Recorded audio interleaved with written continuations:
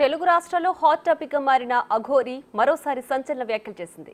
మహిళలను వేధించినా అత్యాచారాలు చేసినా వారిని వదిలిపెట్టబోనని వార్నింగ్ ఇచ్చింది.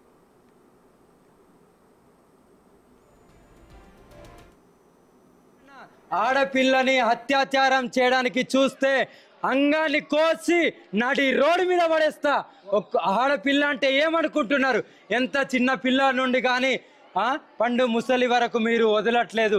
మీకు అందరికీ నేను గుణపాఠం చెప్పడానికే బయటికి వచ్చి ఇంత పోరాటం చేస్తున్నాను. గోహత్య కూడా చేసే వాళ్ళకి హెచ్చరిస్తున్నాను. ఎవరిని కూడా ఊరికే వదిలిపెట్టాను.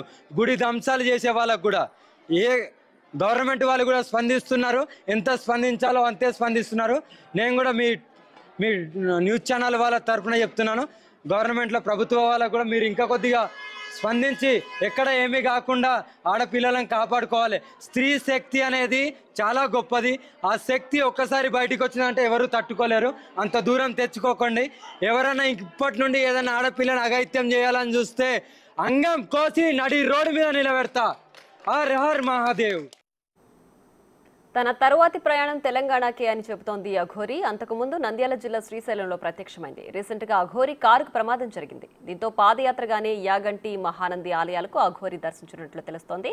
ఆ కారును హుండై కంపెనీ రిపేర్ చేసేసి డెలివరీ ఇచ్చినట్లు చెప్తున్నారు.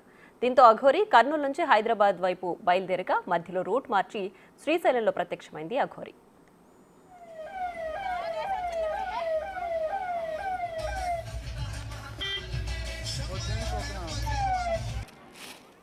శ్రీశైలం తర్వాత అఘోరి గుంటూరు జిల్లాలోని కోటప్ప కొండకొచ్చి స్వామివారిని దర్శించుకుంది. అక్కడే ఈ సంచలన వ్యాఖ్యలు చేసింది.